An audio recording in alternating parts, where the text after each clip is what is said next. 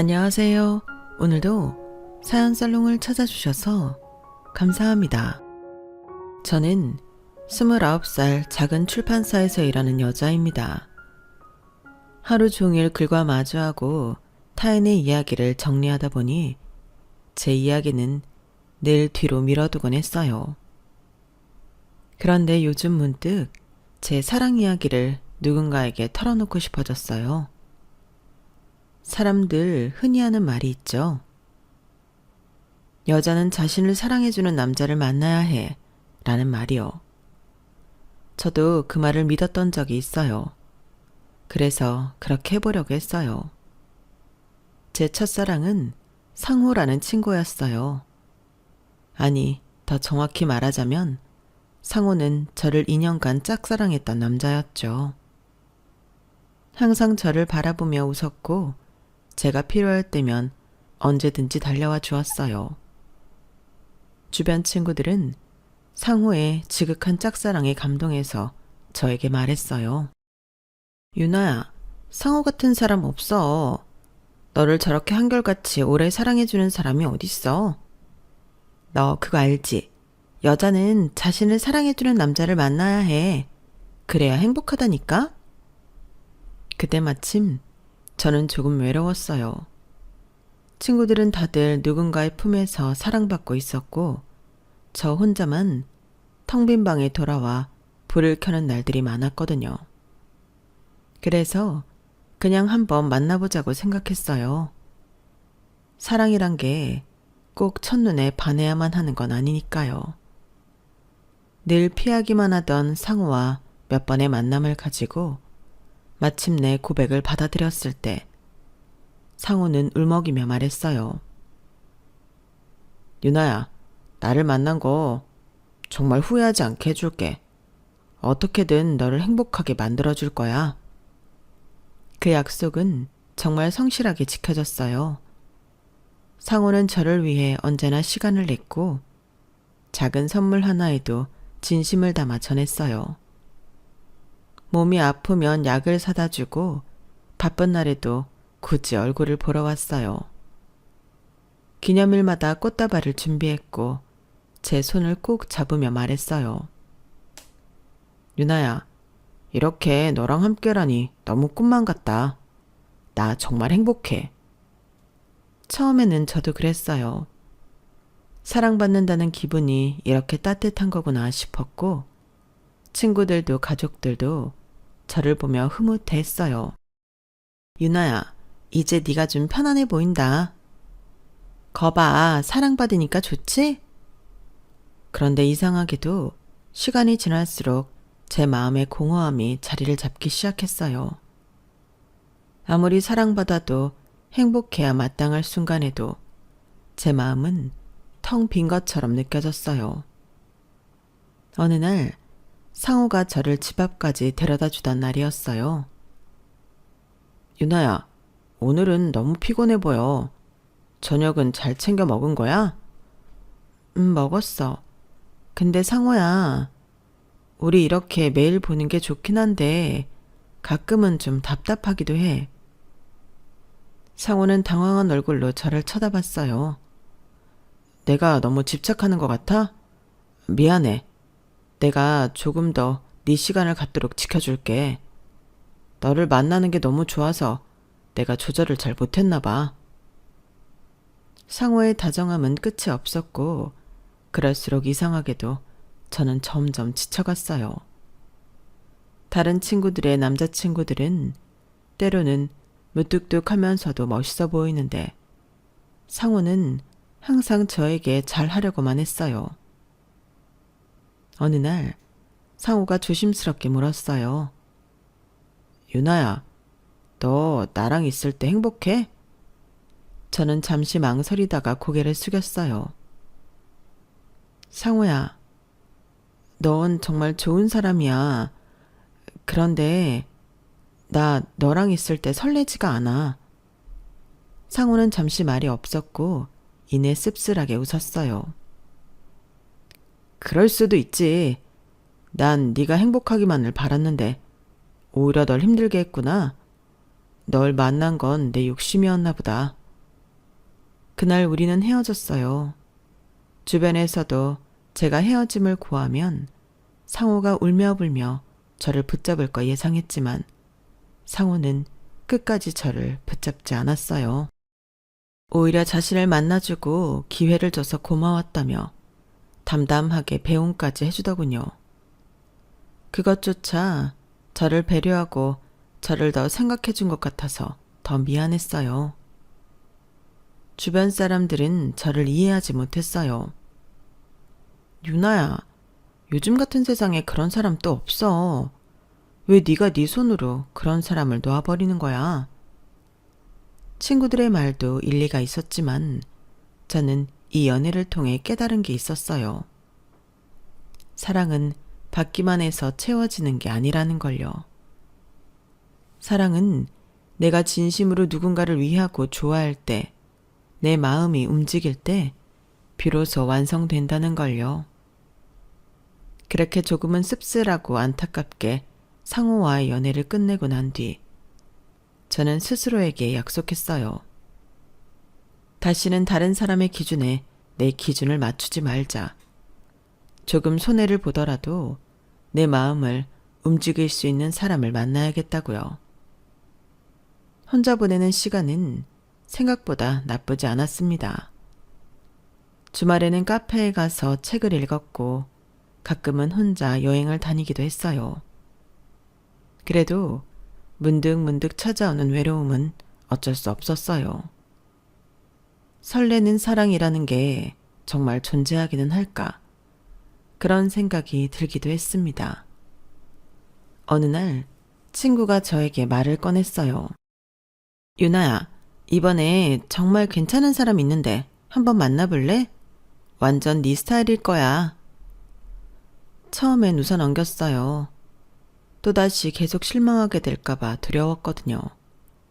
그런데 친구는 계속 부추겼고 결국 한번 만나보기로 마음을 먹었습니다. 그렇게 저는 민호를 만났어요. 민호는 첫눈에 달랐습니다. 상호처럼 다정하거나 친절하지 않았고 말도 별로 없었어요. 그저 묵묵하게 자리에 앉아 조용히 커피를 마시던 모습이 아직도 기억에 남아있어요. 민호는 첫 만남에서 저를 빤히 바라보더니 무심하게 말했어요. 네가 참 솔직해서 좋아. 가식이 없네. 그 말이 왜 그렇게 설레었는지 모르겠어요. 사실 별 의미 없는 말이었을지도 모르는데 제 심장은 이유 없이 두근거렸고 집에 돌아가는 길 내내 그 말이 떠오르더라고요. 그렇게 저와 민호는 천천히 가까워졌습니다. 그런데 어느 날 민호가 진지한 표정으로 말을 꺼냈어요. 나 연애 잘 못해. 여자친구한테 잘해주지도 신경 쓰는 것도 잘 안 돼. 그 말이 왜인지 저에게는 매력적으로 들렸습니다. 민호의 그런 솔직함이 오히려 믿음직스럽다고 생각했어요. 다른 여자들에게는 철벽처럼 느껴질 그 무심함이 저에게는 오히려 특별하게 느껴졌습니다. 이런 사람이라면 내가 더 노력하면 되겠지. 그럼 언젠가는 나에게도 조금 더 마음을 열어주겠지. 미련하게도 그때는 저만 잘하면 다 잘 될 거라고만 생각했어요. 그렇게 저는 어딘가 첫 단추를 잘못 깬 채로 민호와 연애를 시작했습니다. 연애를 시작하고 나서 저는 매일이 설렜어요. 그 사람이 저를 좋아하는지 확신이 서지 않을 때도 있었지만 괜찮다고 스스로를 다독였어요. 원래 그런 사람이니까 그저 감정 표현이 서툴 뿐이라고 믿었거든요. 그런데 민호와의 연애는 이전 연애와는 처음부터 조금 달랐어요. 약속을 잡을 때도 항상 제가 맞춰야 했고 데이트 장소도 대부분 민호의 편의에 따라 결정됐어요. 친구들이 물었죠. 유나야, 너희는 주말마다 뭐해? 둘이 연락을 잘 안 하는 것 같은데 네가 보고 싶다고 먼저 연락은 하는 거지? 그때마다 저는 어색하게 웃으며 대답했어요. 일 때문에 워낙 바빠서 그래도 내가 먼저 연락하면 빨리 답장해줘. 친구들과 연애 이야기를 하면 살짝 당황스러울 때가 있을 정도로 민호는 다정하지 않았지만 가끔은 저를 설레게 하는 순간들이 있었어요. 어느 겨울날 바람이 몹시 불던 날이었죠. 제가 추워서 어깨를 웅크리고 있을 때 민호가 자신의 외투를 벗어 저에게 덮어줬어요. 춥겠다. 입어. 그 한마디가 그렇게 따뜻하게 느껴질 줄은 몰랐어요. 저는 그런 작은 순간들을 붙잡고 그 사람의 무심함 속에 숨겨진 다정함을 찾아내려고 했습니다. 하지만 시간이 지날수록 마음 한구석이 무거워졌어요. 민호는 데이트가 끝나면 늘 먼저 집으로 돌아갔고 제가 술자리에 가면 먼저 걱정해 주지도 않았어요. 어느 날 친구들과 술자리를 가진 뒤였어요. 모두들 남자친구가 마중을 나와 있었고 저만 혼자 택시를 타고 귀가해야 했죠. 워낙 늦은 밤이라 문득 무서운 생각이 들어 택시에 타자마자 민호에게 전화를 걸었어요. 민호야, 나 이제 집에 가. 너 뭐 해? 자려고. 내일 출근해야 하니까. 나 지금 혼자 택시 타고 가는 중이야. 조금만 통화하다가 끊으면 안 돼? 유나야, 지금 시간이 몇 시야? 나 정말 피곤해. 얼른 들어가서 자. 민호의 목소리는 늘 차분했어요. 무심한 듯 말하면서도 왠지 모르게 더 이상 말을 이어갈 수 없게 만드는 힘이 있었어요. 그날 저는 창밖을 바라보며 아무 말 없이 전화를 끊었어요. 그리고 또 한 번, 우리의 1주년 기념일이었어요. 평소에도 기념일을 열심히 챙기지는 않는 커플이었던지라 따로 이야기는 안 했지만 그래도 1주년만큼은 직접 챙기고 싶더라고요. 그래서 작은 케이크와 선물을 준비하고 카페에서 민호를 기다렸죠. 하지만 정신을 차려보니 약속 시간은 이미 한참 지나 있었고 민호는 오지 않았어요. 민호야, 어디야? 이때쯤 퇴근한다고 하지 않았어? 아, 미안. 야근해야 될 것 같아. 오늘은 못 만날 것 같아. 갑자기 야근? 오늘 우리 기념일인 건 기억하니? 기억했지. 미안해, 유나야. 다음에 맛있는 거 사줄게. 민호는 언제나 간단하게 말을 끝내고 전화도 먼저 끊어버렸어요. 저는 전화를 끊고 혼자 케이크를 자르면서 생각했어요. 그래도 나랑 헤어지자고 하진 않잖아. 내가 좋으니까 만나는 거겠지. 하나씩 맞춰가다 보면 이런 날들도 언젠가는 괜찮아질 거야. 하고요. 하지만 그 믿음은 어느 날 몸이 아팠을 때 완전히 깨져버렸어요. 그날은 감기 몸살을 정말 심하게 앓았어요. 열이 펄펄 끓었고 일어나서 물 한 잔 마시기도 힘들었죠. 민호에게 메시지를 보냈어요. 혼자 살고 있어서 연락할 사람이 남자친구밖에 없어서요. 민호야, 나 너무 아파. 오늘 잠깐만 와줄 수 있을까? 민호의 답장은 짧았어요. 미안. 오늘 친구들이랑 약속 있어서 내일 전화할게. 핸드폰을 내려놓고 천장을 멍하니 바라봤어요. 창밖에서는 옆집 남자가 여자친구를 데려다 주고 있었어요. 그 장면이 왜 그렇게 가슴을 후벼 파는 것처럼 아팠는지 모르겠어요. 며칠 뒤 저는 용기를 내서 민호에게 말을 꺼냈어요. 민호야, 우리 이렇게 계속 만나도 될까? 민호는 저를 잠시 바라보더니 조용히 물었어요. 왜? 무슨 일 있어? 너, 나 좋아하는 거지? 민호는 깊게 한숨을 쉬고 말했어요. 유나야, 내가 말했잖아. 나 연애 잘 못한다고. 여자친구한테 잘해주지도 못하고 신경 쓰는 것도 서툴다고. 그게 너의 최선이야? 나를 사랑해서 나랑 함께 있는 거야? 아니면 그냥 익숙해서 편해서 그러는 거야? 민호는 아무런 말도 하지 않았어요. 저는 눈을 감고 천천히 말을 이어갔어요. 나는 네가 조금만 더 나를 신경 써줬으면 좋겠어. 내가 아플 땐 걱정해주고 늦은 밤에 나 혼자 집에 갈 때는 조금이라도 걱정해줬으면 좋겠어. 이게 그렇게 어려운 일이야? 민호는 조용히 대답했어요. 유나야, 나는 네가 원하는 만큼 해줄 수 있는 사람이 아니야. 처음부터 말했잖아. 원래 성격이 이런 거라 네가 이해해줬으면 좋겠는데 너도 그걸 이해하겠다고 해서 우리가 만난 거잖아. 그때 민호가 하는 말이 틀린 게 없다고 생각했어요. 처음부터 자신의 단점을 밝히고 시작한 연애였으니까요. 그럼에도 민호를 만나겠다고 결정한 건 저였고요. 지금 생각해보면 그렇게 떳떳한 태도로 말할 건 아니었는데 그 사람은 뭐가 그렇게 당당했던 걸까요? 아무튼 순진했던 저는 그때 그 말에 다시 고개를 끄덕이고 말았어요. 이런 남자가 좋다고 만난 연예인이 내가 감수해야 하는 부분이라고요. 다시는 마음이 빈 껍데기처럼 텅 빈 수동적인 연애를 하고 싶지는 않았거든요. 민호의 저런 태도 때문인지 이상하게 저는 시간이 갈수록 민호가 편하기는커녕 더 안달이 났어요.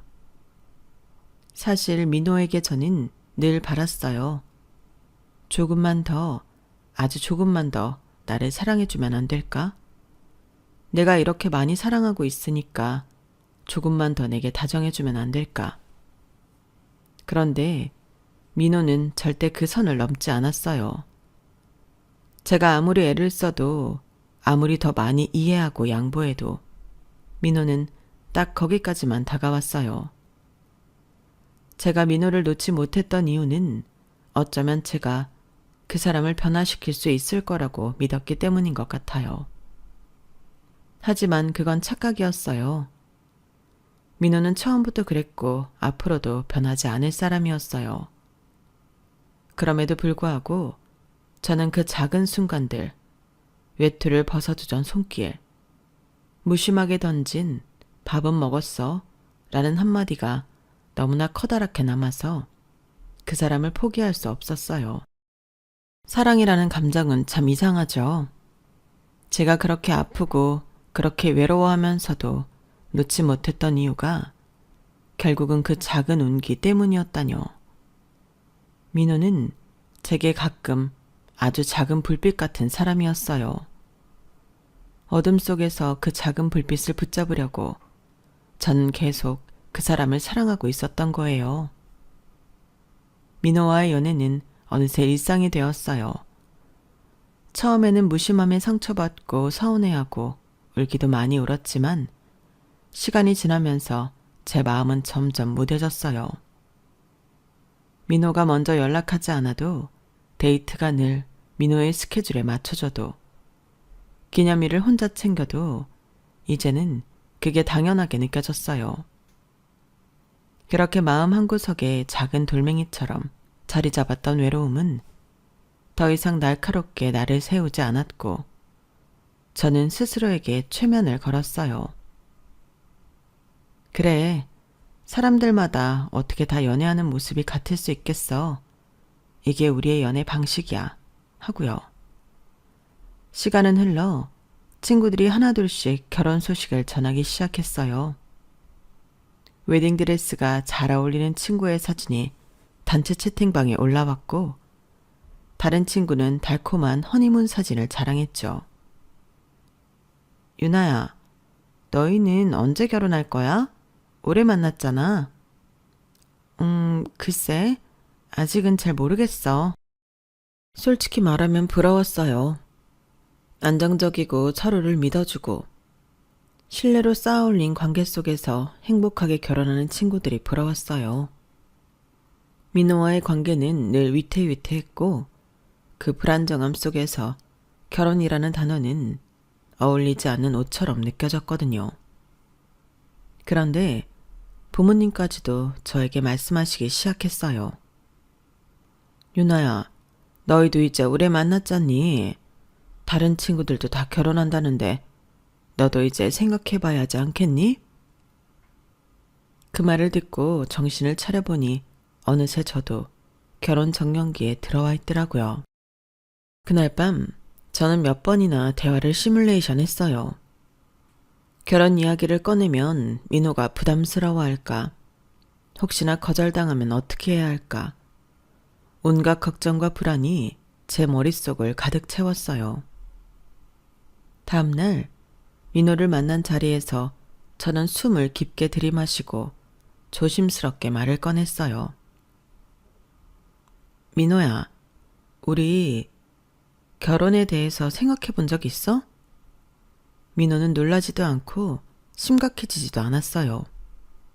그저 무심한 얼굴로 저를 쳐다보더니 아무렇지 않게 말했어요. 당연히 결혼은 너랑 해야지. 그 한마디에 저는 다시 한번 심장이 쿵 내려앉는 것 같았어요. 민호는 정말 아무렇지 않게 말했지만 그 말이 저를 단단히 붙잡았어요. 그날 집에 돌아가는 길, 저는 이상하게 행복했어요. 민호는 평소처럼 무심한 표정을 짓고 있었지만 그 한마디가 저에게는 평소 표현을 잘 못하던 그 사람이 어렵게 꺼낸 진심처럼 느껴졌어요. 결혼 준비를 시작한 뒤로 제 하루는 정신없이 흘러갔어요. 웨딩홀을 알아보고 드레스를 고르고 신혼집 이야기를 나누다 보면 하루가 어떻게 가는지도 몰랐죠. 하지만 그 와중에도 가끔 불안함이 찾아왔어요. 민호는 여전히 무심했고 결혼 준비의 대부분은 제가 주도해야 했거든요. 그래도 스스로를 다독였어요. 괜찮아. 원래 그런 사람이니까 하면서요. 양가 부모님을 뵙는 날짜가 잡혔을 때 저는 정말 떨렸어요.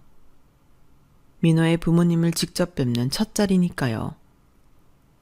그런데 그날 민호가 뜬금없이 말을 꺼냈어요. 우리 부모님이 좀 보수적이셔. 괜한 말 들어도 그냥 참아줘. 민호는 정말 무심하게 그 말을 던졌지만 제 마음에는 작은 돌멩이처럼 남았어요. 혹시나 예비 시부모님께 무례한 말을 들을까봐 걱정이 됐거든요.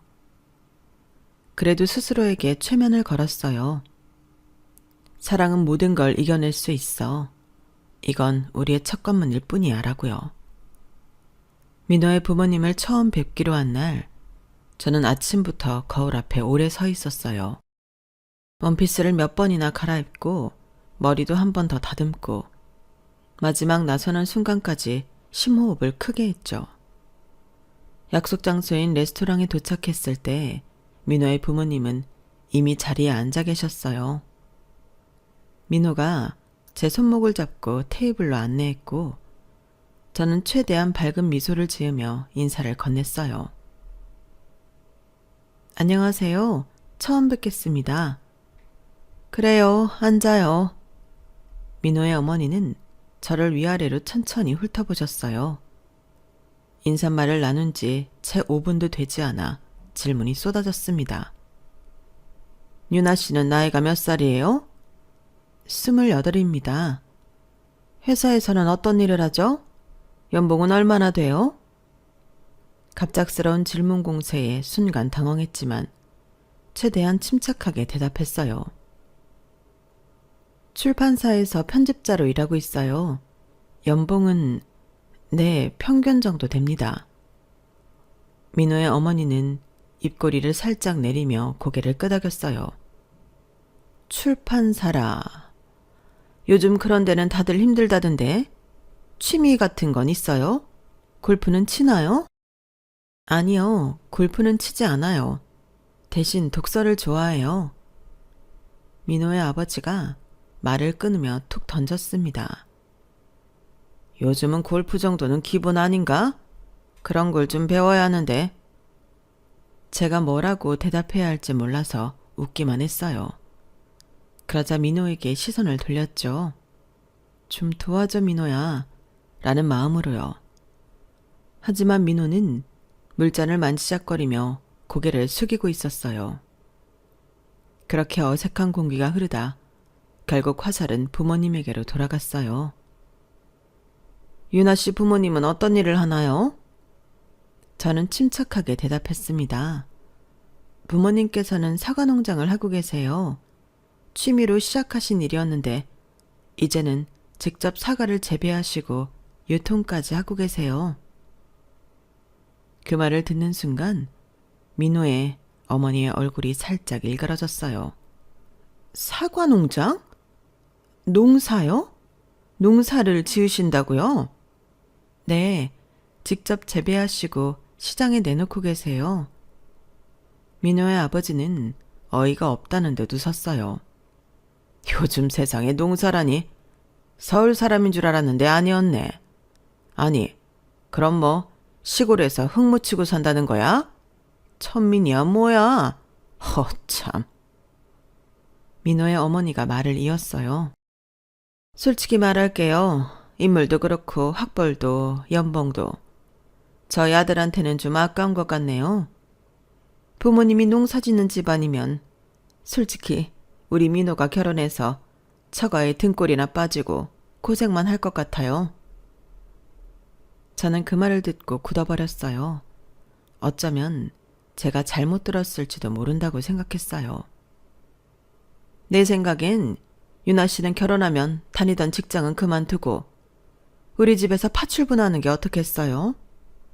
잘 키운 아들 천민집에 뺏기는 것도 서러운데 천민집 딸이면 천민집 딸답게 균형을 맞춰서 우리도 얻는 게 있어야지.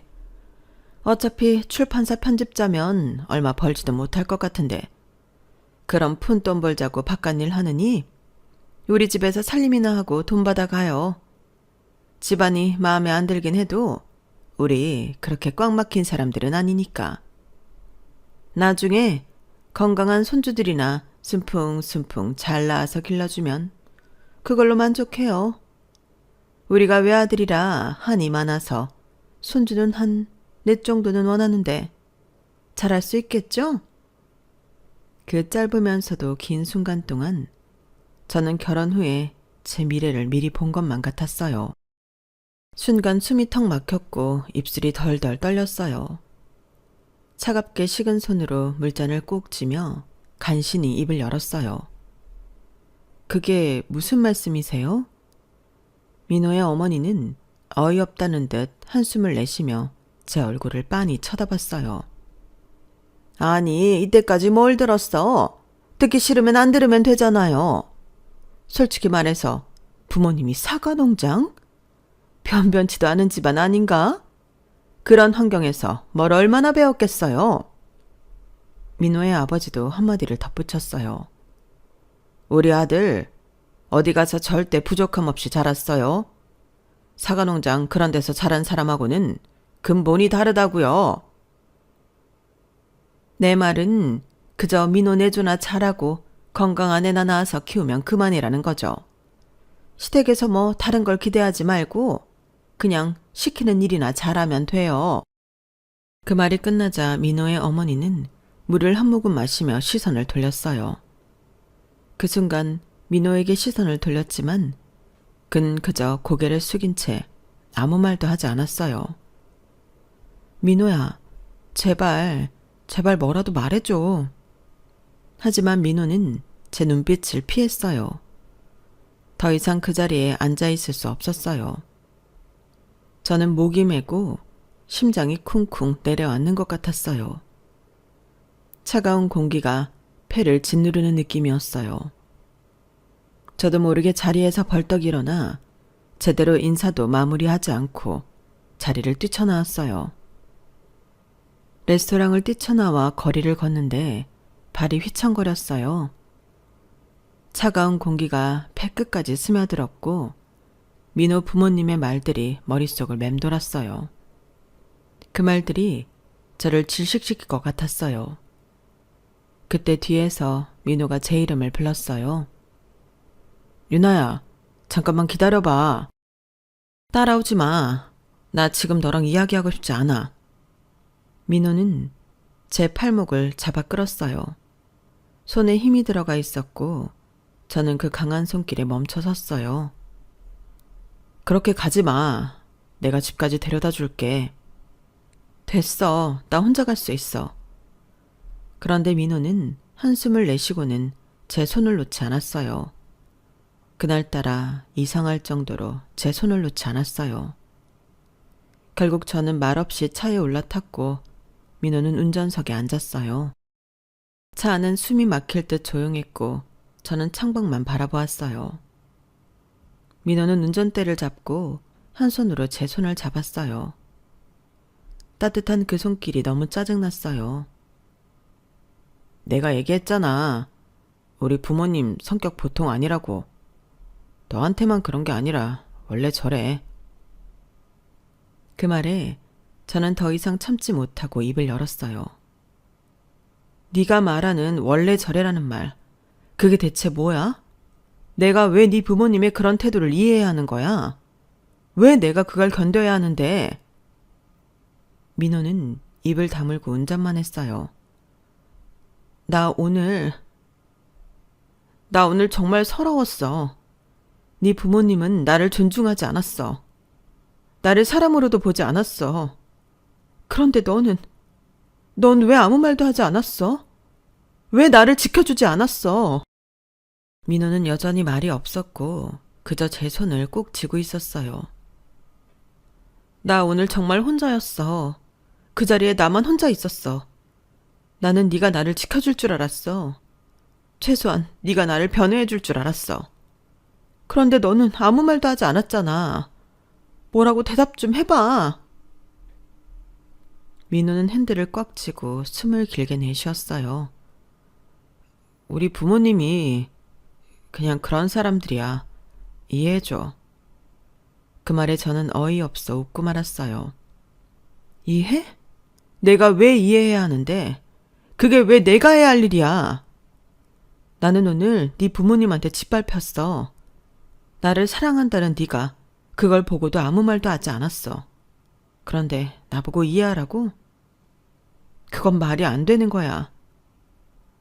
제 목소리가 떨렸고 눈물이 또르르 흘렀어요. 우리 이 결혼 그만두자.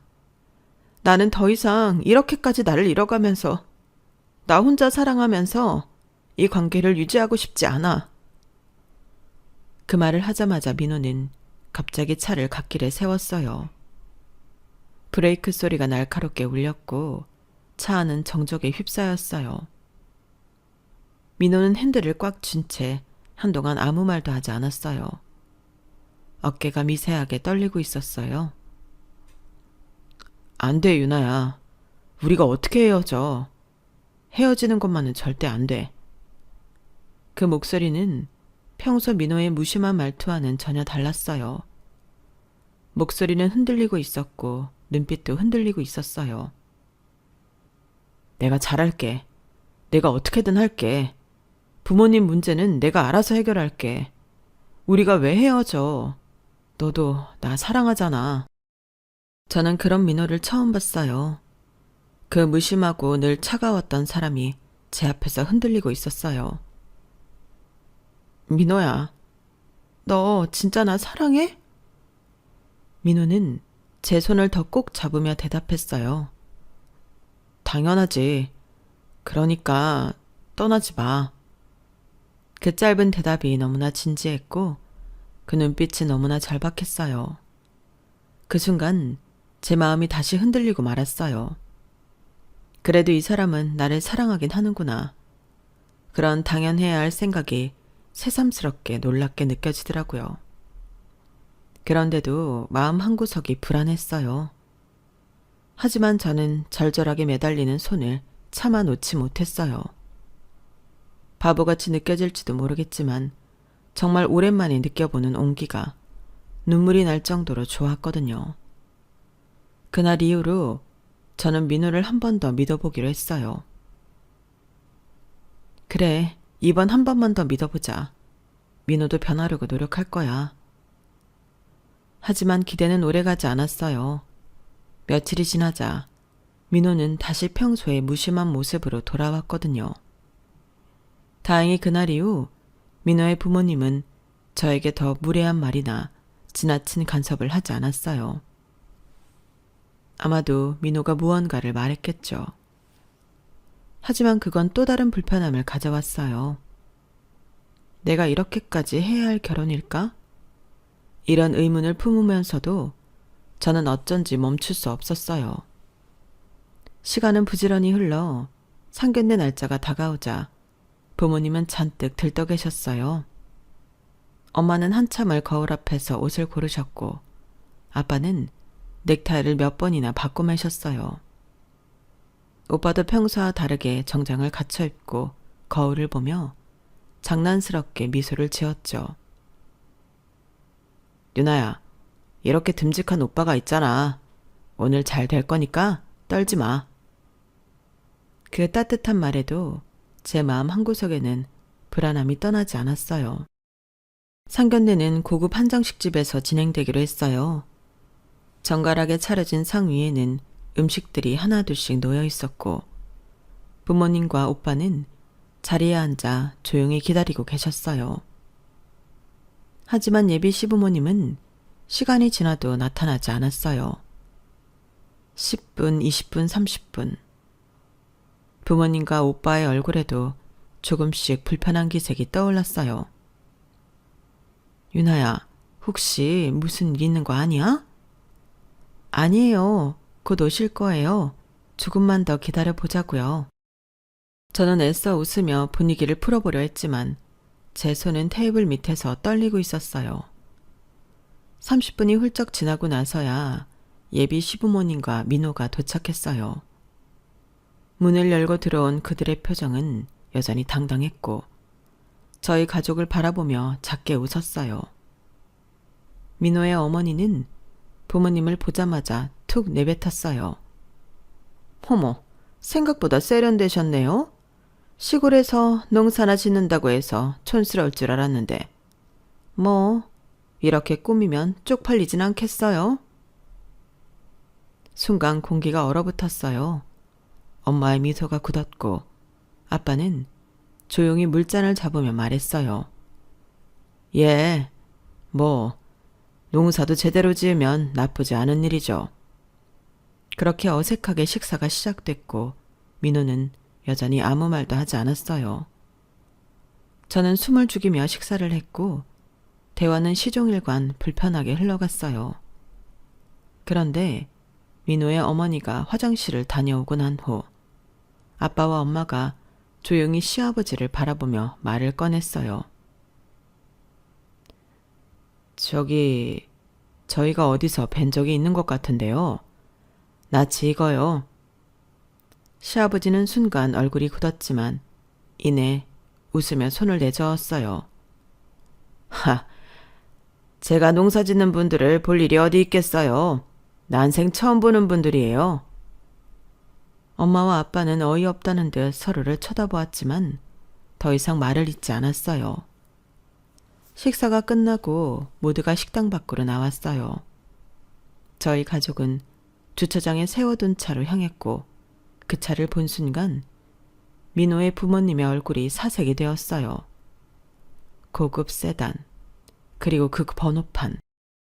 우리 집 차는 10여 년 전 큰 사고가 있었던 차였지만 그 차를 사고 우리 가족에게 좋은 일들이, 좋은 추억이 너무 많은 차였기 때문에 엄마 아빠가 고집하셔서 아직도 타고 있는 차였거든요.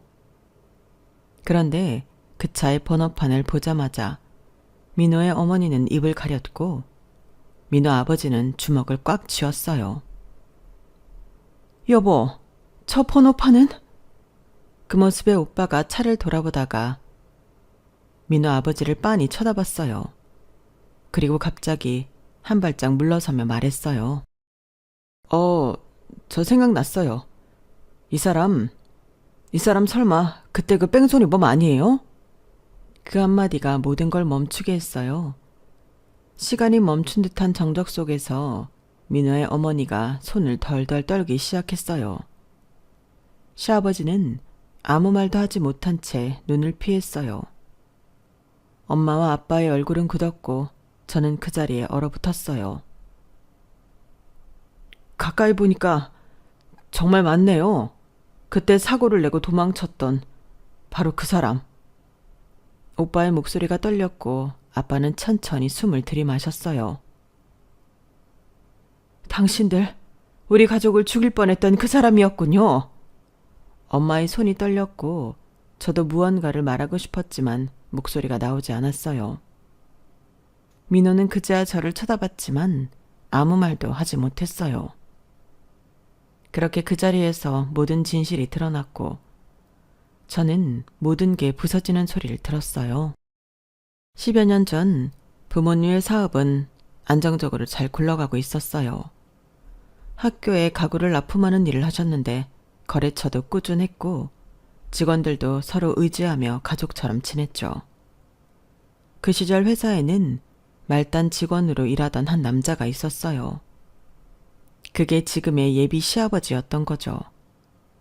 그 직원은 늦은 나이에 일터에 나와서 열심히 일했다고 했어요.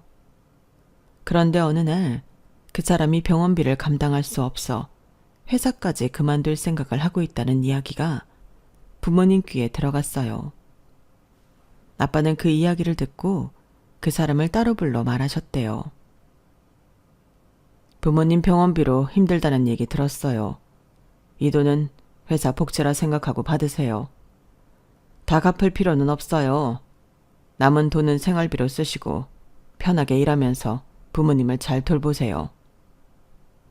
그렇게 부모님은 경제적 지원과 함께 꽤 큰 돈을 빌려주셨고 그 직원은 눈물을 글썩이며 고맙다고 몇 번이나 인사했어요. 하지만 안타깝게도 얼마 지나지 않아 그 직원의 부모님은 끝내 세상을 떠나셨죠. 부모님은 장례식장에도 참석해 큰 부조를 하고 위로의 말을 전했다고 했어요. 그런데 몇 달 뒤 부모님에게 큰 교통사고가 일어났어요. 트럭이 부모님이 타고 있던 차량을 덮쳤고 병원에 실려갔을 때 부모님의 몸은 부러진 뼈와 멍투성이었어요. 경찰은 수사를 시작했고 도주한 뺑소니범의 흔적을 찾기 위해 CCTV를 분석했죠. 그리고 드디어 발견된 차량의 주인. 바로 그때 도움을 받았던 그 직원이었어요.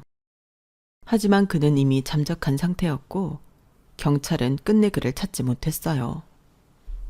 그 일은 우리 가족에게 큰 상처로 남았어요.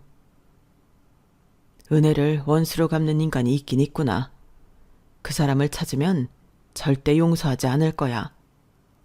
아빠는 이를 악물고 말했죠. 하늘은 알고 있을 거야.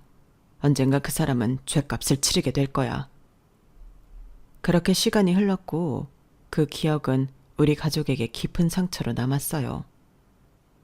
그런데 그 사람이 예비 시부모로 이렇게 저희 가족 앞에 나타날 줄이야. 당신 기억나나요? 우리 가족에게 무슨 짓을 했는지. 엄마는 울분을 터뜨리며 말했어요. 성형이 좋긴 하군요. 하마터면 원수도 못 알아볼 뻔했네요. 당신이 그날 우리를 죽일 뻔했어요. 우리는 당신 가족을 끝까지 위로하고 돕고 싶었는데 그 은혜를 이렇게 갚았어요? 오빠는 주먹을 꽉 쥐고 소리쳤어요. 잘못했으면 벌을 받으세요. 지금이라도 뉘우쳤으면 법의 심판을 받으세요. 예비 시아버지는 그제야 무릎을 꿇었어요. 죄송합니다. 죄송합니다. 그때는 정말 어쩔 수 없었어요. 그 큰 돈을 차마 갚을 자신이 없어서. 나랑 나이도 비슷한 사람이 사장 자리에 앉아서 나한테 은혜를 베푸는 게 너무 열등감이 들었어요. 민호의 어머니도 눈물을 쏟으며 말을 이었어요. 너무 잘못했고 반성하면서 살아왔어요. 그날 이후로 매일같이 후회하면서 살았어요. 그게 반성하면서 산 사람들의 태도였나요? 오늘 상견례 자리에서 우리 가족을 모욕하고 무시했던 그 모습이 후회하고 반성한 사람의 태도였어요? 예비 시부모님은 아무 말도 하지 못했고 민호도 차마 우리 가족을 바라보지 못했어요. 그 후 얼마 지나지 않아 우리 가족은 소송을 준비했어요. 예비 시부모님은 법정에 서게 되었고 민호까지 우리 가족을 찾아와 무릎을 꿇었어요. 소송이 진행되면서 민호는 점점 더 초조해졌어요. 하루는 그 사람이 저를 찾아왔어요.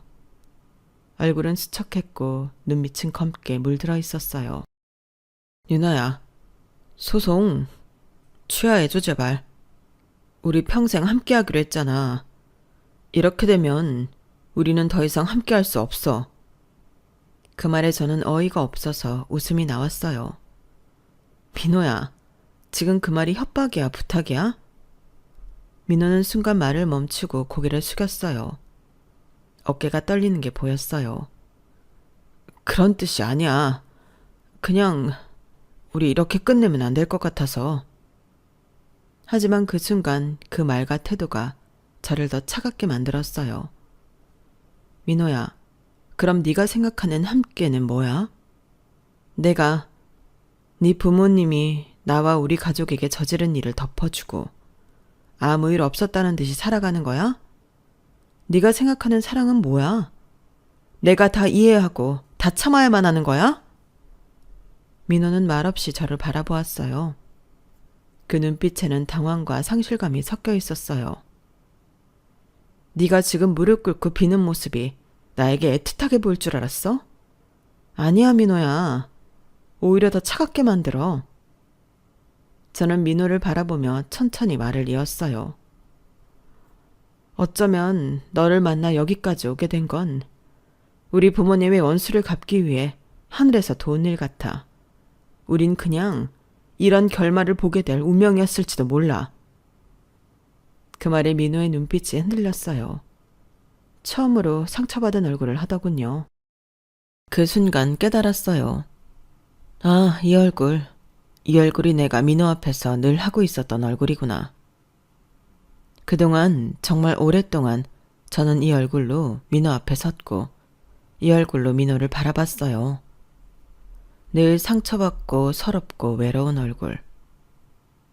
민호야, 사랑은 서로를 지켜주는 거야. 나만 희생하고 나만 이해하는 게 아니야. 우리는 처음부터 잘못된 거였어. 이제 그만하자. 이 관계는 여기서 끝내는 게 맞아. 그렇게 민호와의 마지막 대화가 끝났어요. 쓸쓸하게 문을 나서는 뒷모습을 보면서도 저는 눈물이 나지 않았어요. 아니, 더 이상 흘릴 눈물이 남아있지 않았던 것 같아요. 돌이켜봐도 정말 상처뿐인 관계였지만 생각보다 허탈하지는 않았어요. 그동안 민호에게 쏟아냈던 감정, 참았던 눈물, 그리고 사랑이라는 이름으로 쌓아올린 희생. 이 모든 게 이제는 천천히 사라지고 있었거든요. 법정에서 민호의 부모님은 죄에 대한 심판을 받았어요. 징역 12년형이 선고됐죠. 선고가 되던 순간 뒷목을 잡고 쓰러지는 민호 어머니와 다급하게 어머니를 일으키는 민호와 그의 아버지를 보면서 그제서야 이제 정말 끝났다는 생각이 들더군요. 모든 게 끝나고 저는 부모님과 함께 하루하루를 보내고 있었어요. 그런데 어느 날 예상치 못한 사람이 저를 찾아왔어요. 유나야. 그 목소리를 듣자마자 가슴 한구석이 찌릿했어요. 돌아보니 그곳에 상호가 서 있었어요. 왜 왔어? 상호는 잠시 망설이다가 작은 미소를 지었어요. 소식 들었어. 그냥 가장 힘든 때잖아. 옆에 있어주고 싶어서. 그 말 한마디에 저는 아무 말도 할 수 없었어요. 그 말에는 어떤 욕심도 기대도 없었어요.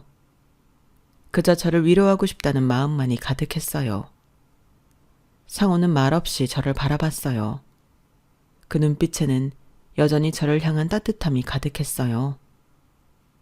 시간이 지나면서 저는 상호와 조금씩 이야기를 나누기 시작했어요. 상호는 저에게 아무것도 요구하지 않았어요.